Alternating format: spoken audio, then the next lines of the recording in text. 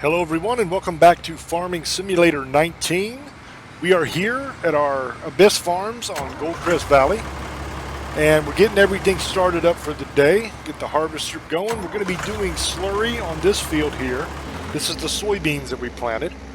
We're going to finish this up today so that this field will be fertilized. We have to pick up this wool and go ahead and take it to the sell point. Now I have the sell anything mod on my farm here, so I don't actually have to drive all the way down to the spinnery. I can just simply take it right over here and sell it there. So we'll go ahead and do that. That'll bring us a couple grand. Then I'm going to need to put the bucket back on this little...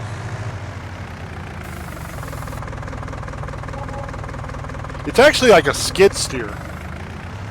I was going to say little tractor, but it's a little skid steer. That's the category it was in. So we're going to put the bucket on that so that we can clean up the animal area. Go ahead and see what they need. The sheep are good. The chickens need some wheat or barley. They're about halfway, but I don't currently have any. My guy is doing soybeans, so I can always buy that for them if need be, but they're all right for right now. We're going to go clean up the spillage in their pens. That'll give them a little bit more to eat. But they'll be fine for a couple days on what they have, easy. And I have to buy anything mod, so I can just simply buy more wheat whenever I need to if they get too low. But I'm going to try to wait until I get everything else going.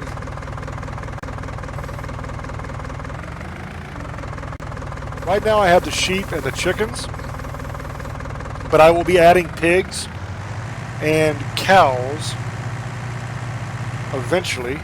I might add the pigs this episode. We shall see.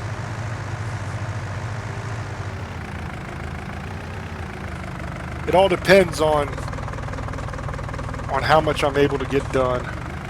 Because I have a lot of fields that I need to get finished up and everything. I'm also making silage, and I'm going to be making hay soon because I'm trying to get ready for the cows when they come. Make sure I have enough stuff that I can make total mixed rations with. Go over here and empty this guy. Total mixed rations are either a 50-50 mix of silage and hay, or you can do close to 50-50 of silage and hay and a little bit of straw in with it. The machine that I'm going to buy is a mixer that you can drive around on, and it has a capacity of 13,000 liters. Looking at the contracts here.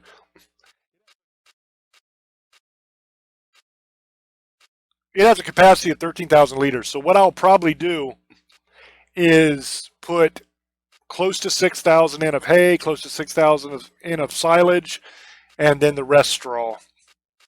I say close to because it's not an exact science because I'm dumping it from a silo. So a second after it gets past the 5,000 mark, I will stop it. So it'll be 5,000 and something of hay, 5,000 and something of silage, and then the rest will be straw. And that'll make a good little total mixed rations mix for my cows to eat.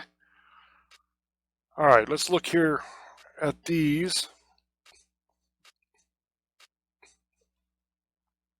I'm going to check some of these out and see where the fields are. The harvesting contracts are also a good way to get a little bit of extra crops that you can feed to your pigs for free. Or your chickens in this case. I'm looking to see if either of those have wheat. This one is not.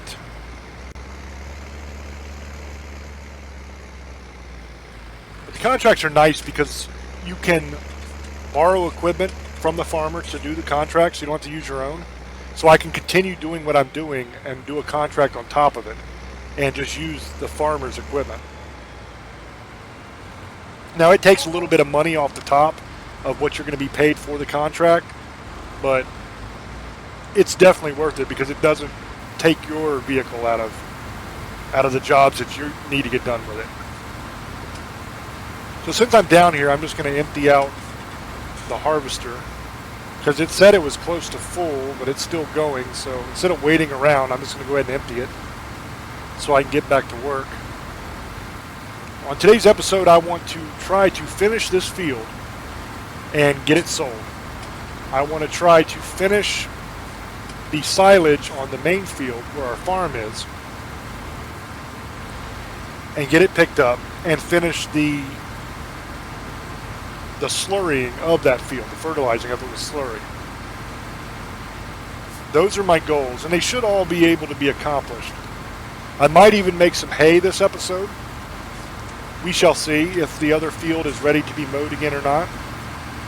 If it is, then I very well might make a bunch of hay for this episode too, because I'm going to need to make hay to go with the silage to make the total mix rations for the cows before I buy them. And if time permits, by the end of the episode, maybe we will have pigs.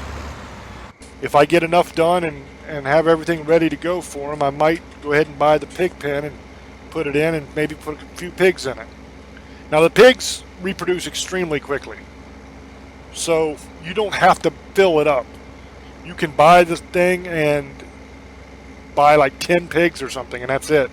And they'll breed you all the way up to max capacity fairly quickly. Now, it's a relative quickly. I mean, it's not going to be within a day, but it doesn't take a ton of time.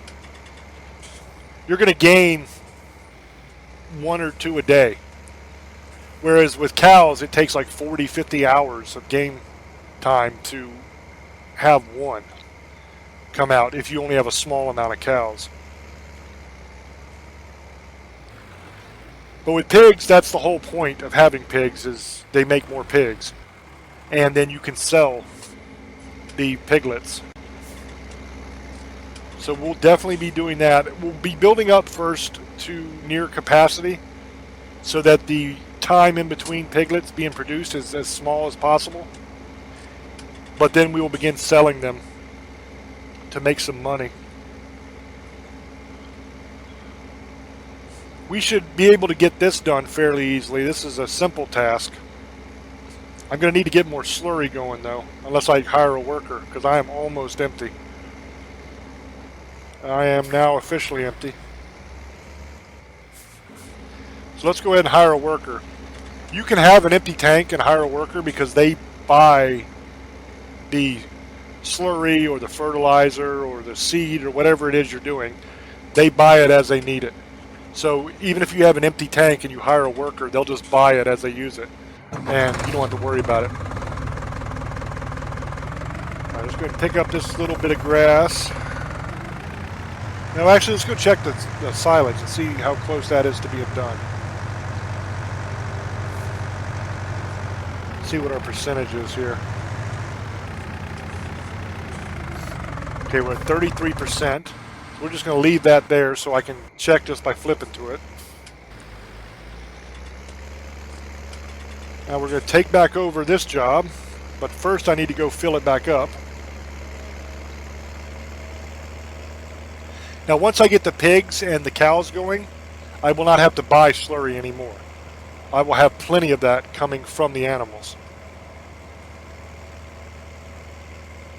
So all I'll have to do is just go over to the tank that is attached to the enclosure and fill this thing up. But as of right now, I don't have any animals that create slurry. The chickens don't and the sheep don't. So I have to buy it. Now if I sell my silage at the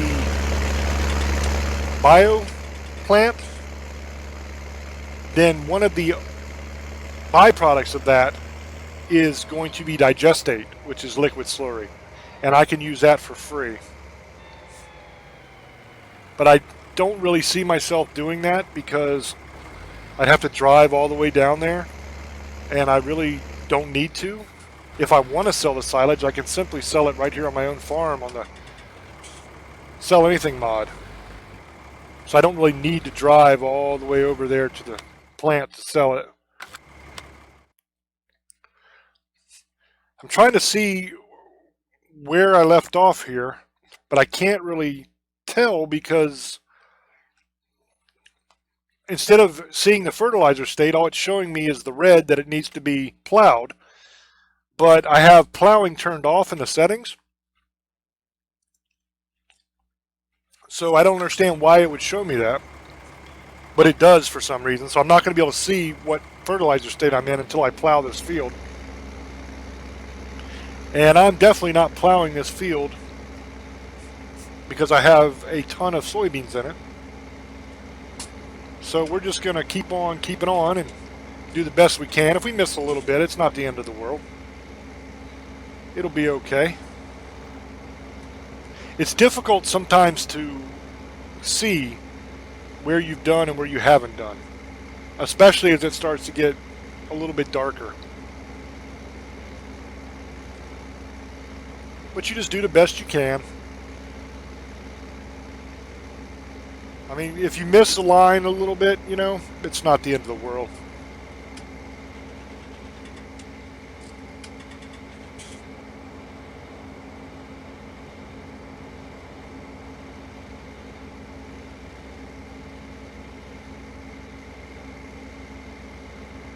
If you let a worker do the whole thing, then they don't miss anything because they know exactly where the line is, but I can't really tell by looking at it.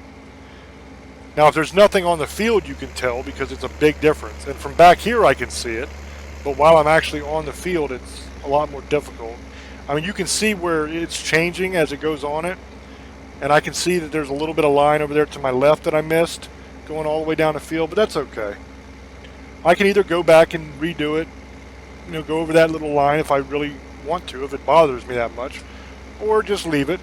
It's not going to make any difference. They're going to grow anyway. It might hurt the yield a little bit, but it won't hurt it that bad.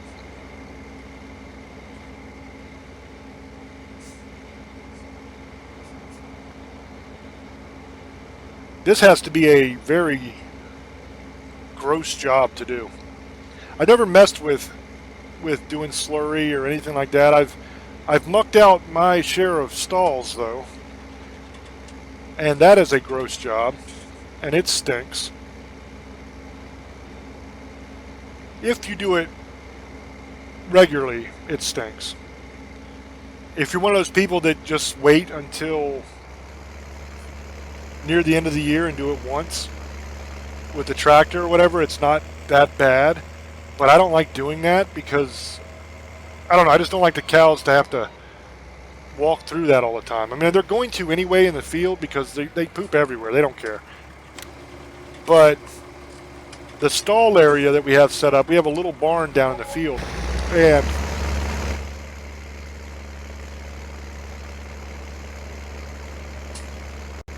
that's where we load and unload cattle. So if we're bringing in cows or selling calves, that's where the chute is to load them up. So we're walking around there, and then when it's time for the cows to give birth, if they're having problems and the calf won't come out normal, say it's turned or something like that, then that's where the stall is in that little barn where we shut them in there so that we can have access to them to be able to get that calf out. Now that process is gross, and it's also incredible at the same time. I remember one time there was a cow that was having a calf, and it was having a hell of a time with it. The calf was completely turned around inside, and it just would not come out. And we called the vet, and the vet came over, and we ended up reaching up inside the cow and grabbing a hold of the calf and turning it. And then he had this contraption, which was essentially a couple chains and a winch. And so we hooked the chains up to the calf, and he actually winched the calf out of the cow. And it was a scary and worrying kind of situation because you don't want your cow to die. You know, that's a lot of money, a cow, and also that's your cow. You know what I mean? It's not really a pet, but it's part of your family in a way. You know, you love them things, you take care of them, you don't want them to die, and of course the cow is screaming bloody murder because I imagine it hurt like hell.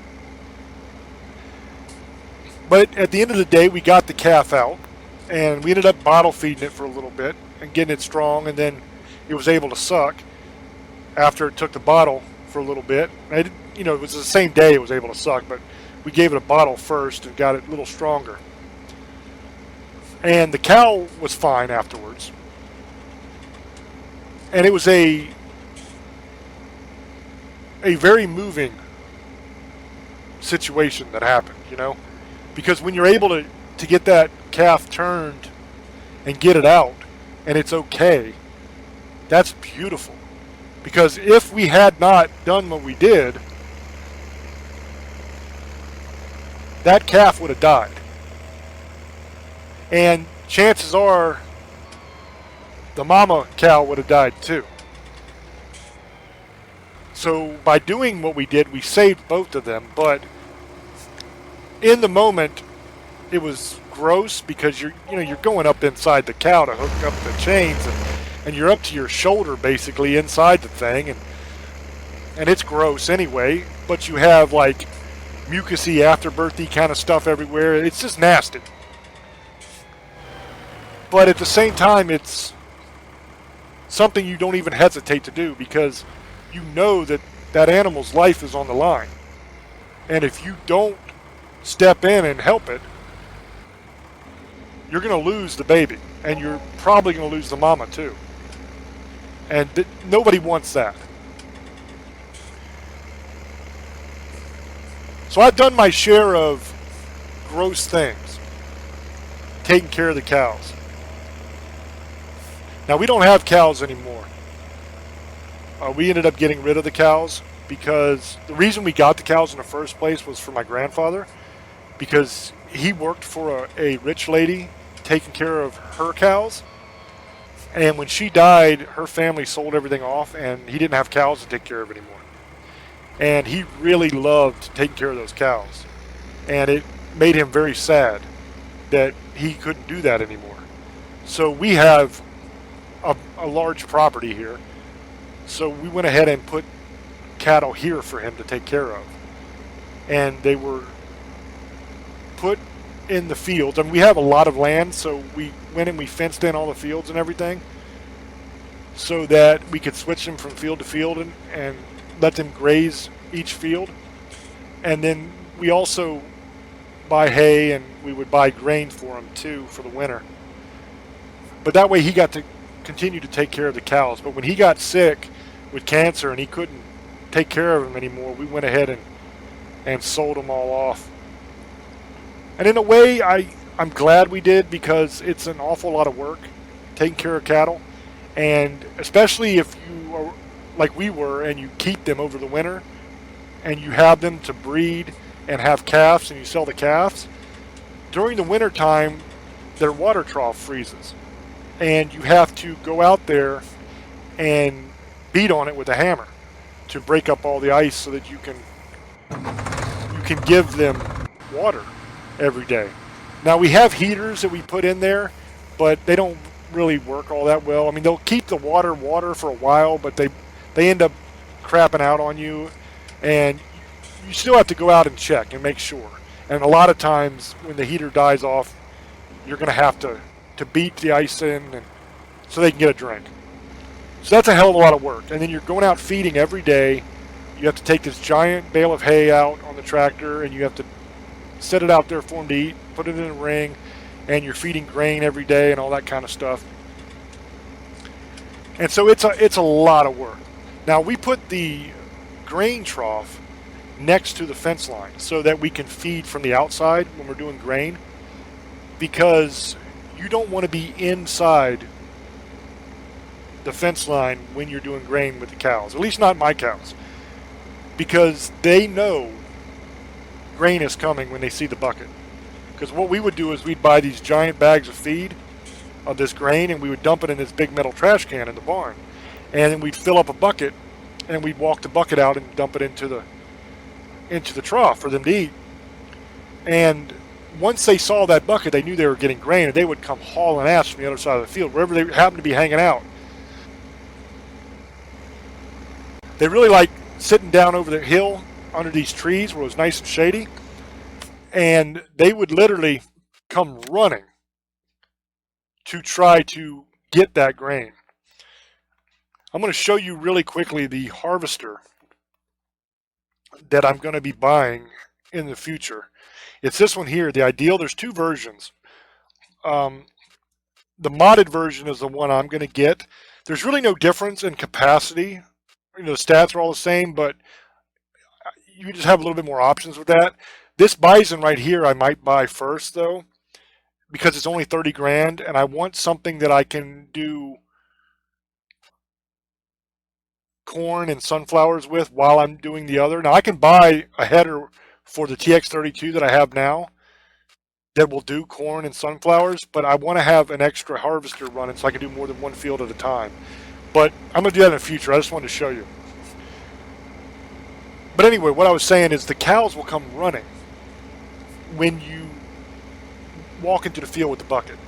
So we set it up so we could feed from the outside so we didn't have to worry about getting trampled. Well, my Uncle Billy would come out and help take care of the cows.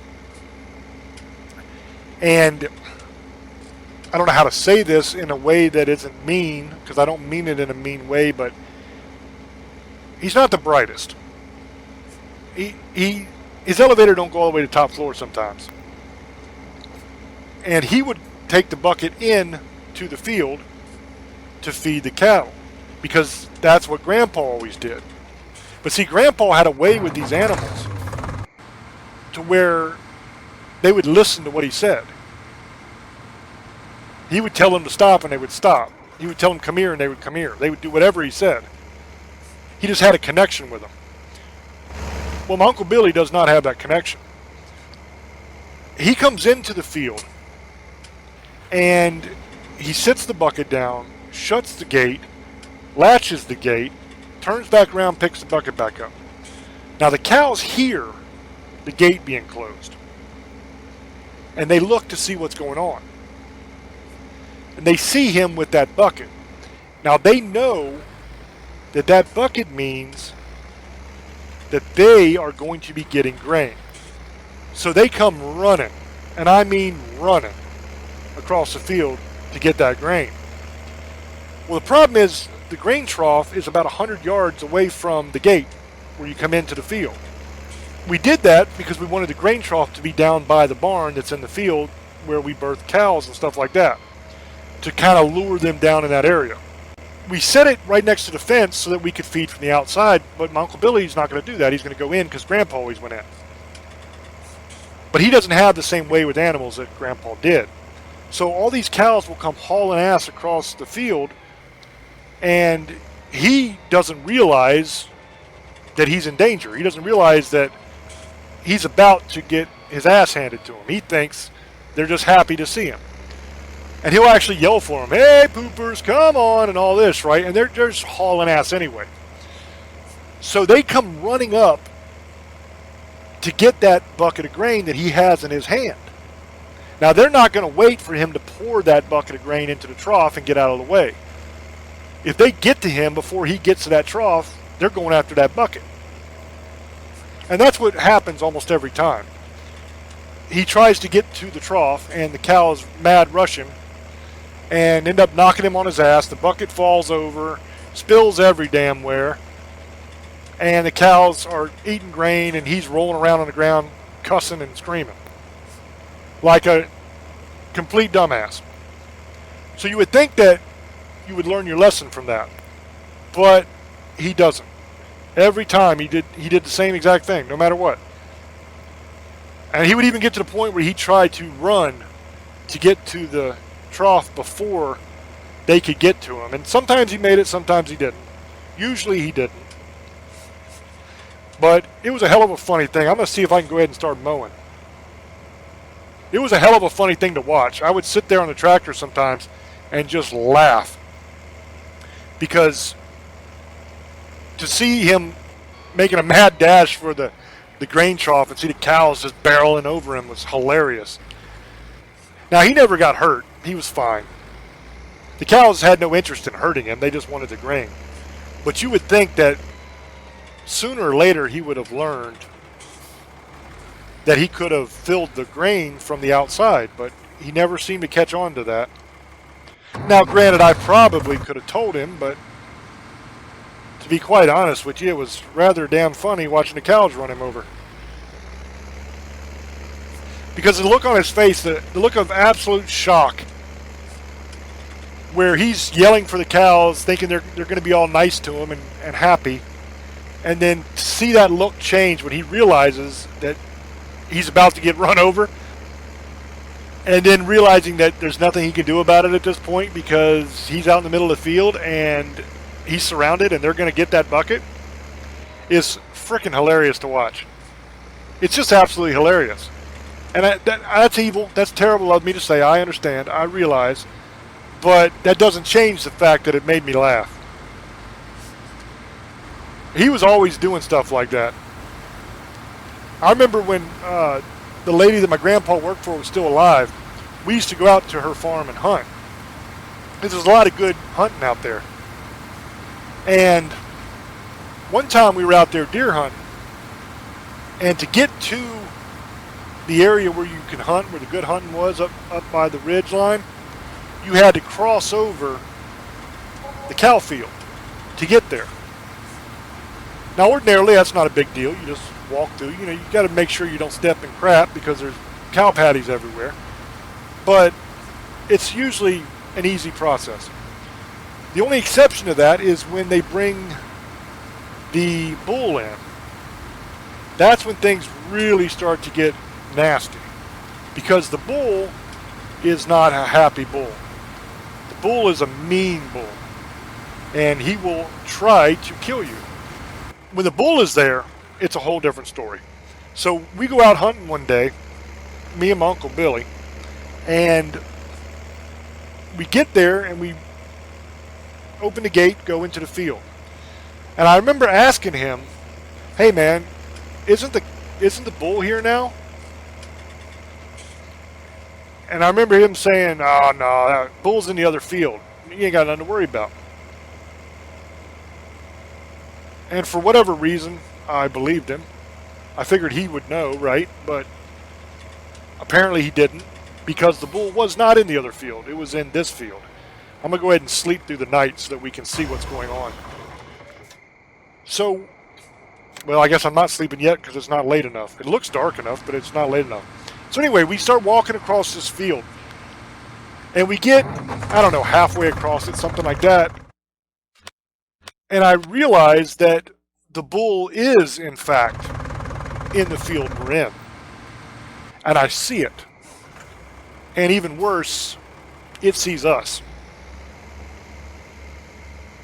So there's a moment where we lock eyes. And I know that this bull is about to charge and try to trample us. Because that's what the bull liked to do. He was a real dick. So I tell Billy, "Dude, we gotta go. We gotta run. Because this bull is getting ready to charge us." And he's like, "No.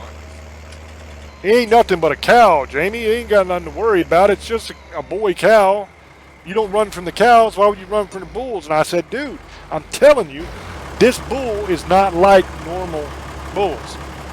Okay, this bull is mean. He's going to try to take us out." So I take off running. I say, "To hell with it, I'm going." And sure enough, the bull starts charging. And Billy realizes that the bull is charging too, and he starts running. Now, I'm a lot younger and a lot faster than him.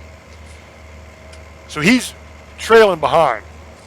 I get to the fence, and I jump over it. Land on the other side, roll, and get up. I turn around back towards the field with just enough time to see the bull catch my uncle. The bull lowered its head and hit him right in the butt and sent him flying up through the air.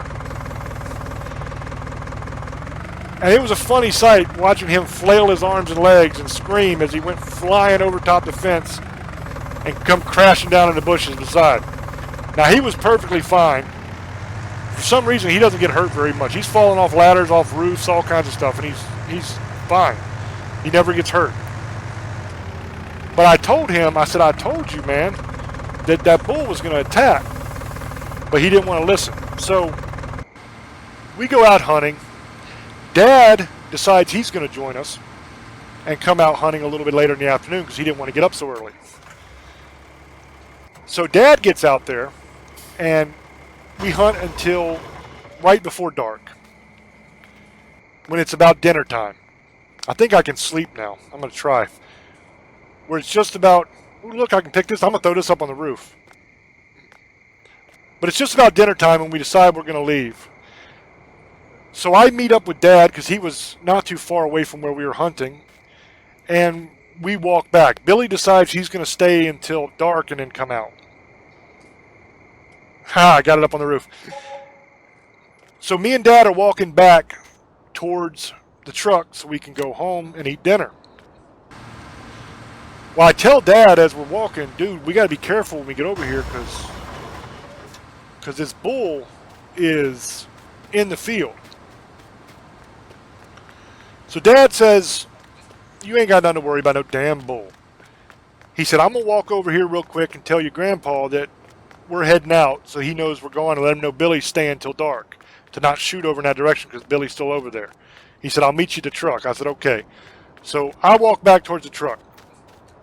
Well, when I get back into that field, that bull is blocking me from getting to the truck. I can't get there because the bull is there. So I'm kind of behind a tree, and the bull keeps trying to circle around a tree to get me, and I keep circling past it. Giving you a little tour of town. And so anyway, Dad comes up, and he's like, what the hell are you doing? And I said, dude, that bull will not let me get to the truck. I'm going to play some basketball. You guys think I can make a shot? Let's try it. And I can barely see the damn rain. All right, foul line shot. Let's do it. It literally just dropped. What the hell? Take it back up. We going to make this shot. Nope, I threw it right over the backboard. Where'd it go? It's gone. There's other balls over here. I'll get back to my story in a second. Now I got to make a shot. I don't think you're supposed to do this. Maybe you are. I think it was actually one of the achievements was to make a shot. Only problem is I can't barely see the basket because of the sun.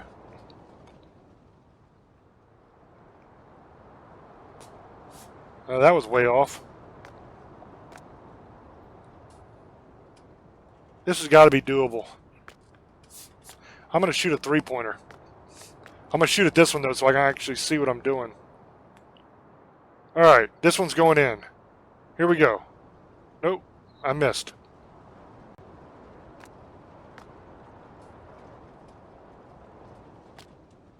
All right. Third time's a charm. Three-point shot. This one's nothing but net. It's going in. There it is. Three-pointer. Awesome. Okay, so anyway, I'm standing behind a tree. Bull trying to get me. I'm circling around. The bull's circling around. We're doing this little dance. Because I don't want what happened to my uncle.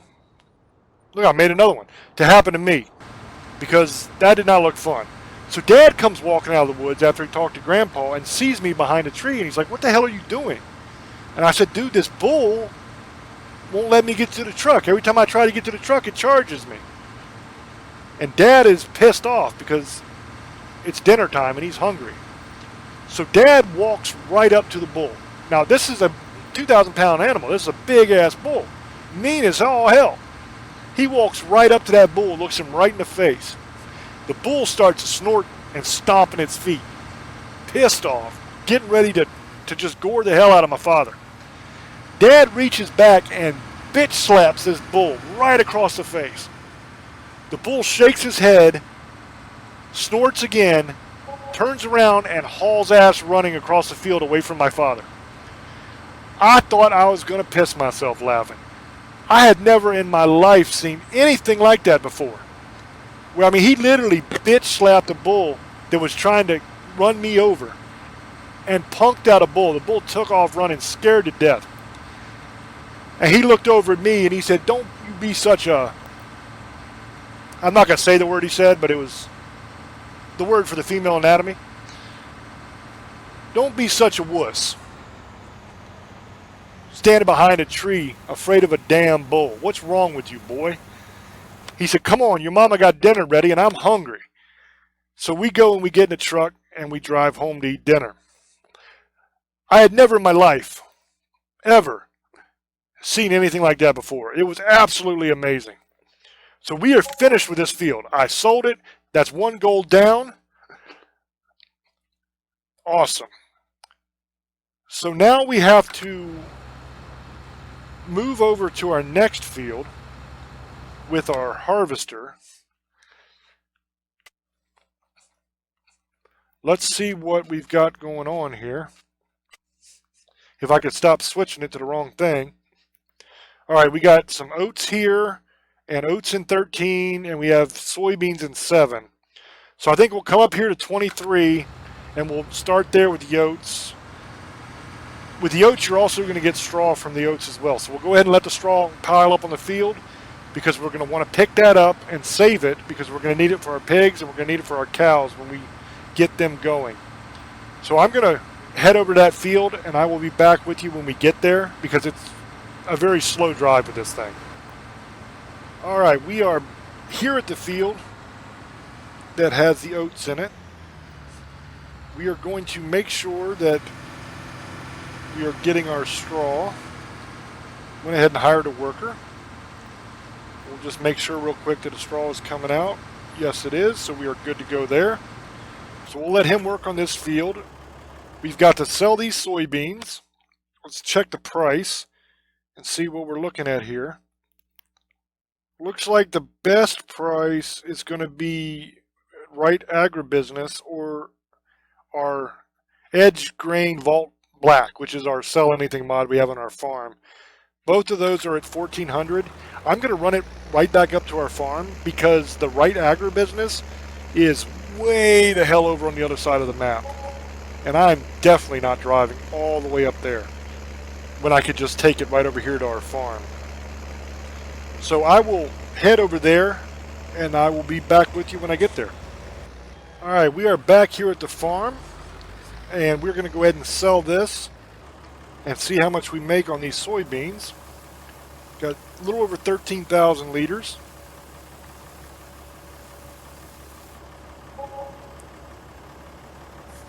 We made 18,307 bucks off of that. Not the greatest, but every little bit helps. And essentially that was free money because we bought the field when it was already planted. We harvested the crops off of it and then we resold the field for what we paid for it.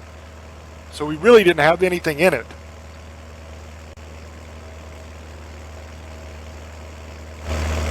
And the crops were just free. So we made some money off that. We're going to head back over here and go ahead and get this going.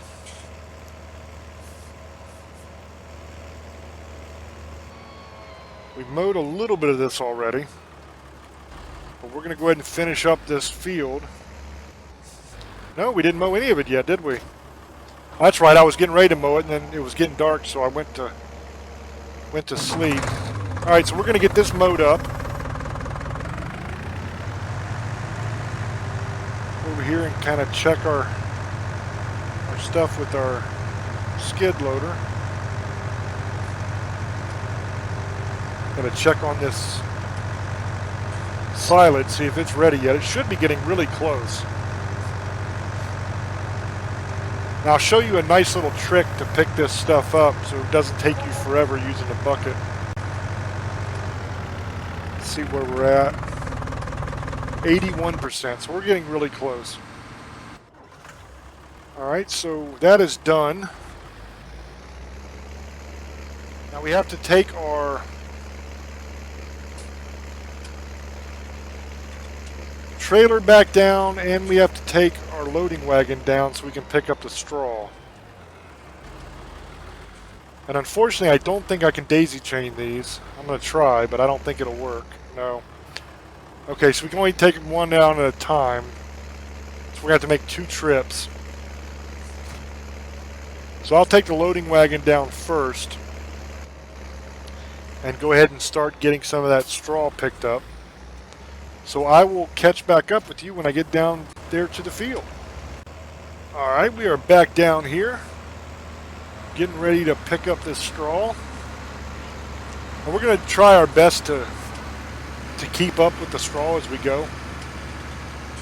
What I want to avoid is the situation we had up on our main field, where I had all of those lines of straw and I was that far behind on it. It was fine up there because I wasn't selling the field, but here I want to sell it, and once I sell it I can't pick the straw up. So I need to try to keep up with it so that I'm not stuck holding on to it for longer than I need to.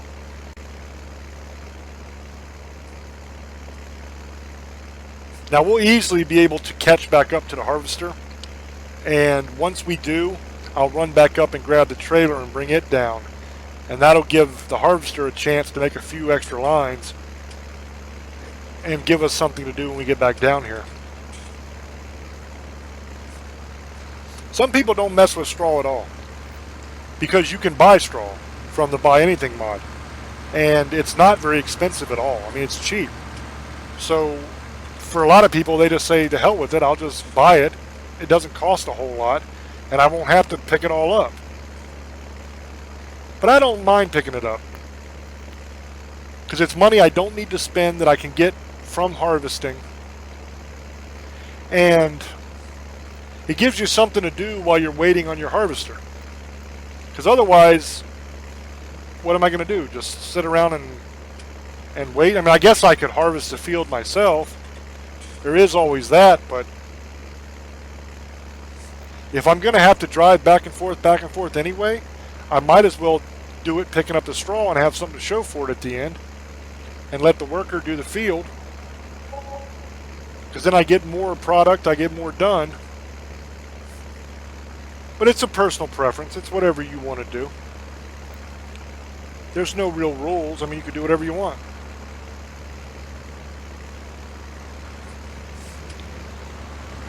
Alright, we are pretty much caught back up now. There's one more line. I'm going to try to sneak in here and get it, but sometimes when you're on the line that is right next to where he's working, you'll get hung up with him a little bit. I kind of snuck by him, so that worked. So we'll pick this line up, and then I'm going to head back up there and grab that trailer and bring it back down.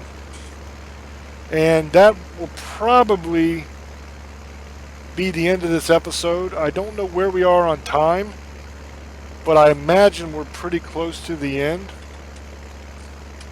I know we're definitely past the 50-minute mark,